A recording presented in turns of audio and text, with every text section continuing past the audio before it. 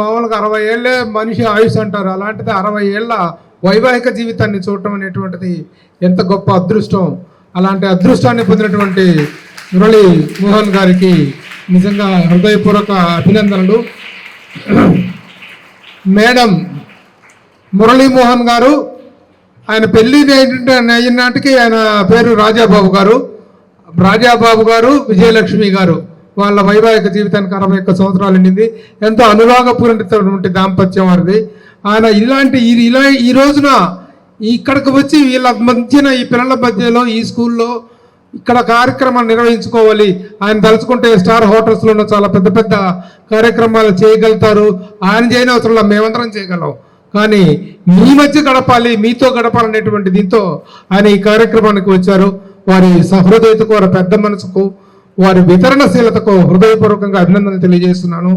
అలాగే ఈ దేవనార్ స్కూల్, నేను జర్నలిస్ట్గా కెరీర్ స్టార్ట్ చేసినప్పుడు ఇక్కడ 2-3 కార్యక్రమాలు జరిగితే రావడం జరిగింది. చిన్నగా ఒక 2-3 గదుల్లో కింద చాలా చిన్న స్థాయిలో ఉండేటువంటిది ఈ రోజున దీన్ని ఒక కాలేజీ స్థాయికి అద్భుతమైనటువంటి ఒక ప్రాంగణంగా దీన్ని తీర్చిదిద్దిన సాయిబాబా గౌడ్ గారికి, మేడం గారికి, వారి అంకిత భావానికి నిజంగా ఇండియాలో ఇలాంటి స్కూల్ అనేటువంటిది లేదు.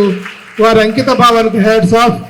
అలాగే ఈ కార్యక్రమంలో ప్రత్యేకంగా పాల్గొనడానికి విచ్చేసిన నా మిత్రుడు, నా కొలీగ్ గంగాధర శాస్త్రి గారు ఈ రోజున విశ్వవ్యాప్తమైనటువంటి పేరు ప్రఖ్యాతులతో భగవద్గీత ప్రచారకర్తగా ఆయన సాధించినటువంటి విజయాలు, ఆయన సాగిస్తున్నటువంటి ఆధ్యాత్మిక ప్రచారం, ఆధ్యాత్మిక జీవన విధానం అద్భుతం. వారి కార్యక్రమంలో పాల్గొనడం కూడా చాలా అభినందనీయం. Thank you all. ఈ కార్యక్రమంలో పార్టిసిపేట్ చేసినందుకు థ్యాంక్ యూ. ఈ రోజున దేవనార్ బ్లైండ్ స్కూల్కి చాలాసార్లు వచ్చాను గతంలో. ప్రతి సంవత్సరం కూడా మా జన్మదినాలు కానీ, పెళ్లి రోజులు కానీ, మా మనవరాలు పెళ్ళిళ్ళు కానీ, ఏదైనా మా నాన్నగారు అమ్మగారితో ఇది కానీ అన్నీ కూడా ఇక్కడే చేసుకోవడం, మీ అందరితో కలిసి కూర్చోవడం అనేది నాకు చాలా ఆనందాన్ని ఇస్తుంది. ఎందుకంటే పెద్ద పెద్ద పార్టీలు ఇచ్చేదానికంటే కూడా ఇలాంటి మీ అందరికీ వడ్డించి మీతో పాటు కలుసుకోవచ్చు, భోజనం చేయడం అనేది నాకు చాలా ఇష్టం. కాబట్టి ప్రతి సంవత్సరం ఇలాగే చేస్తున్నాం. ఈ సంవత్సరం మరి సాయిబాబా గౌడ్ గారు రావటం, ఈ కార్యక్రమంలో వారు ఉండటం, వారి శ్రీమతి గారు కూడా పక్క నుండి, ఇంత త్యాగం అండి, మీరు చేసే త్యాగం చిన్న విషయం కాదు. ఇంత అద్భుతమైన త్యాగం చేస్తూ బ్రహ్మదేవుడు సృష్టికర్త బ్రహ్మదేవుడు. ఆ బ్రహ్మదేవుడు పుట్టించేటప్పుడు కొంతమందిని ఇలా అంగవైకల్యంతోటో దృష్టి వైకల్యంతోటో పుట్టించడం జరుగుతుంది. ఎందుకు జరిగింది ఇది? వాళ్ళ తల్లిదండ్రులు తప్ప, లేకపోతే వీళ్ళ తప్ప అంటే ఎవరిది తప్పు కదండి. ఒక నెగ్లిజెన్స్ అంటే ఆయన కూడా ఓవర్ హెడ్ వర్క్ అయిపోయి ఒక్కోసారి చిన్న కునుకు పడుతూ చేసిన వస్తే పుట్టిన ఈ బిడ్డలు, ఇలాంటి బిడ్డల భవిష్యత్తును మీరు అద్భుతంగా తీర్చిదిద్దాలనే ఈ కార్యక్రమంలో ఈ స్కూల్ని పెట్టి ఇప్పుడు దాదాపుగా 600 మంది స్టూడెంట్స్ ఉంటాం. వీళ్ళందరూ కూడా చక్కగా చదువుకోవటమే కాకుండా గీతాపారాయణం కూడా అద్భుతంగా చేస్తున్నారు అని చెప్పగానే గంగాధర శాస్త్రి గారిని ఒకసారి పిలిచి ఆయనకి చూపించాలి. ఆయన మొత్తం భగవద్గీత వరకు పూర్తిగా పాడిన ఎవరు లేరండి. ఘంటసాల గారు పాడిన మాట వాస్తవం, కానీ ఆయన కూడా అన్నీ కూడా పూర్తి చేయలేకపోయారు. ఆయన గంగాధర శాస్త్రి గారు దాదాపుగా 20 సంవత్సరాలుగా తన వృత్తిని అన్నిటి కూడా పక్కన పెట్టేసి దీనికి అంకితమైపోయి ప్రతి రూపాయి కూడా దీని మీద సంపాదించిందంతా కూడా దీని మీదే పెట్టి ఈ కార్యక్రమాన్ని చేశారు. వాళ్ళు ఆయన చేసిన కార్యక్రమానికి దేశ విదేశాల్లో ఎక్కడికి వెళ్ళా కూడా మంగళహారతులతో ఆయన ఎంత గౌరవంగా చూస్తున్నారో మీకు అందరికీ తెలుసు. అందుకని వారు మీ అందరికీ కూడా ఒక చిన్న సందేశాన్ని ఇవ్వదలుచుకున్నారు. వారికి మాట్లాడవలసిందిగా కోరుతున్నాను. జై శ్రీరామ, జై శ్రీకృష్ణ, భారత్ మాతాకి శుభం. దేవనార్ పాఠశాల నాకెందుకో ఇది బ్లైండ్ స్కూల్ అనాలనిపించదు. స్కూల్ ఎప్పుడు బ్లైండ్ కాదు. సినిమా ఇండస్ట్రీతో ఆయనకున్న అనుబంధానికి ఆయన ప్లాన్ చేసుకుంటే అత్యంత వైభవంగా రూపాయి ఖర్చు లేకుండా సినిమా ఇండస్ట్రీలో ప్రతి ఒక్క వ్యక్తి ఆయన కార్యక్రమానికి రాగలరు. ఇవాళ ఆయన పెళ్లి రోజు 61వ పెళ్లి రోజుని ఇంకా అత్యంత వైభవంగా ఆయన చేసుకోగలరు. కానీ నిజంగా అత్యంత వైభవం అంటే ఏమిటో తెలిసిన వ్యక్తి కాబట్టి ఇతరుల్ని మన కోసం వాడుకుంటే దాని పేరు business.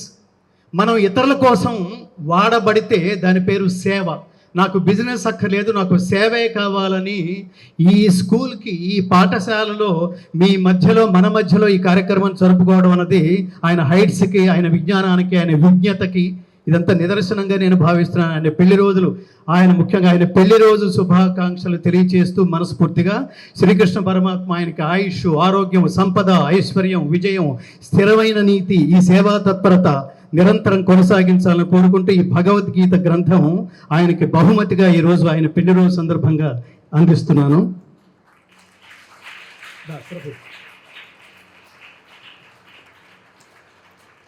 All this credit goes to, ఈ ప్రాంగణంలో అడుగు పెట్టినప్పటి నుంచి నా మనసు ఒక విశేషమైన ఆనందమైన అతిశయంలో ఉంది. దీన్ని మరింత పరిపూర్ణం చేయడానికి నేను ప్రత్యేకంగా ఇంకొక రోజు నన్ను ఆహ్వానించమని అభ్యర్థిస్తున్నాను. ఇక్కడ నేను సర్ప్రైజ్ అయింది ఏమిటంటే, భగవద్గీత సంక్షిప్త పరిచయం. మనం పుస్తకాల్లో ఉన్నదంతా విద్య మిత్రులారా. పుస్తకాల్లో మనం అకాడమిక్ క్వాలిఫికేషన్ రూపంలో స్కూల్స్కి వెళితే మనం నేర్చుకునేదంతా విద్య మాత్రమే. ఆ విద్య ధనం ఎలా సంపాదించుకోవాలో మాత్రమే మనకి తెలియజేస్తుంది. కానీ దానికంటే అతీతమైంది. స్కూల్లో ఇక్కడ జ్ఞానం బోధించబడటం లేదు. అలాంటి జ్ఞానం బోధించబడుతున్న ఇలాంటి జ్ఞాన కేంద్రంలోకి నేను అడుగు పెట్టడం నాకు చాలా ఆనందంగా ఉంది. అసలు ఈ కార్యక్రమం ప్రారంభమే ఆ పిల్ల కొండలలో నెలకొన్న, ఇది జ్ఞానం అంటే. అంటావా పాట కూడా పాడించవచ్చు, ఆ పిల్ల చేత పాడుతుంది. కానీ ఇది పాడించటం వల్ల భారతీయ శబ్దం ఏంటి, వాంగ్మయం ఏమిటి, ప్రతి రాష్ట్రానికి ఒక మాతృభాష ఉంటుంది. మన రాష్ట్రానికి మాతృభాష ఏమిటి? తెలుగు. మన దేశానికి మాతృభాష ఏమిటి చెప్పండి? సంస్కృతం. సంస్కృతం అంటే ఏమిటి చెప్పండి? సంస్కృతానికి ఆ పేరు ఎలా వచ్చిందంటే, ఎట్టి భాషని మనం అలవరుచుకోవడం వల్ల సంస్కారం ఏర్పడుతుందో అట్టి భాష పేరు సంస్కృతం. ఈ సంస్కృతంలోనే శ్రీకృష్ణుడు అర్జునుడికి ఉత్తమ జీవితం గడపటం ఎలా, మన ఎదుర్కొండా ఉన్న కర్తవ్యాన్ని ధర్మబద్ధంగా ఎలా మనం ఆచరించాలి, ఇవన్నీ చెబుతూ మతాలు ఆవిర్భవించని కాలంలో, అంటే మీరు జాగ్రత్తగా గుర్తుపెట్టుకోండి, క్రిస్టియానిటీ ఎప్పుడు పుట్టింది? 2000 సంవత్సరాలు. ఇస్లాం ఎప్పుడు పుట్టింది? 1400 సంవత్సరాలు.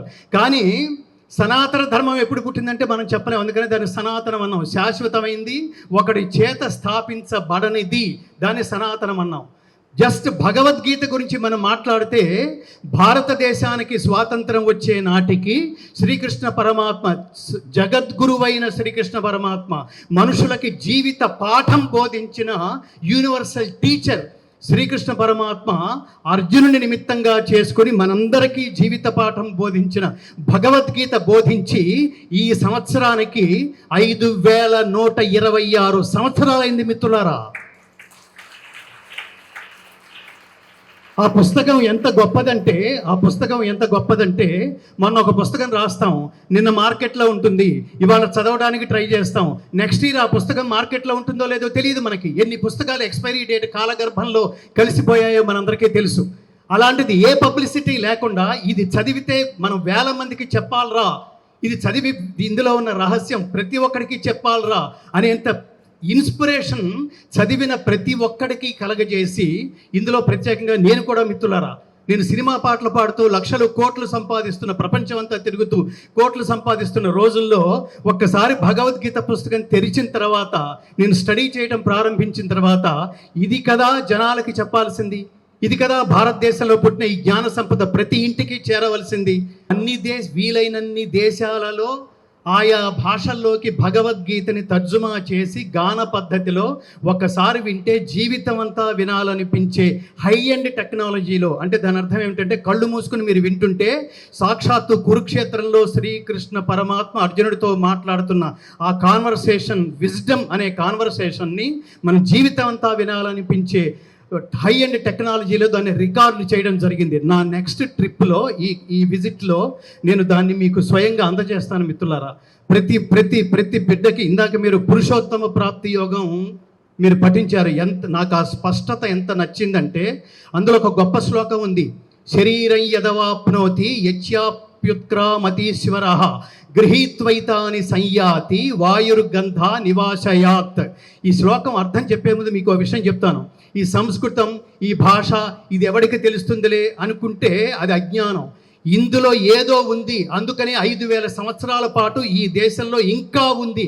సాయిబాబా గౌడ్ గారికి, ఆయనతో నాకు ప్రత్యక్షమైన అనుబంధం లేదు, కానీ టీవీల్లో, యూట్యూబ్ ఛానల్స్లో నా పాటలు కానీ భగవద్గీత కానీ విని నేను ఈ కాంపౌండ్లోకి అడుగుపెట్టిన తర్వాత ఆయన ఎక్స్ప్రెషన్ నేను చాలా చాలా హృదయపూర్తిగా మనస్ఫూర్తిగా ఆత్మశుద్ధిగా నేను తీసుకున్నాను. ఆయనకి బాగా నచ్చిన పాట ఏమిటంటే శిలలపై శిల్పాలు.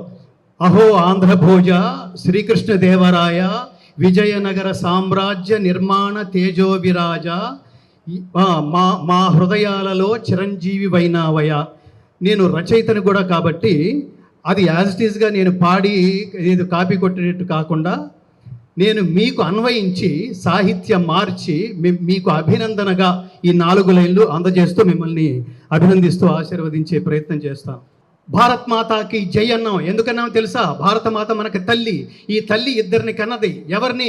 ప్రపంచానికి ఆదర్శవంతమైన శ్రీరాముని కంది, ప్రపంచానికి ఆదర్శవంతమైన శ్రీకృష్ణుని కంది.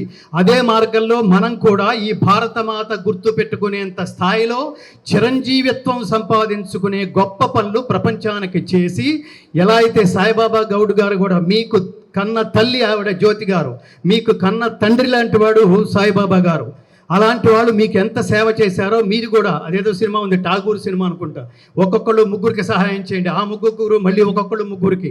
అలాగే మీరు ఎదిగిన రోజున మీరు కూడా సహాయం విలువ, సేవ విలువ గుర్తుపెట్టుకుని మీరందరూ చిరంజీవులుగా ప్రపంచం గుర్తుపెట్టుకునే స్థాయిలో మీరు ఎదగాలని కోరుకుంటూ సంపూర్ణ శ్రీకృష్ణానుగ్రహ ప్రాప్తిరస్తు. సర్వేపి సుఖినః సంతు, సర్వే సంతు నిరామయాః, సర్వే భద్రాణి పశ్యంతు, మా కశ్చిత్ దుఃఖ భాగ్ భవేత్.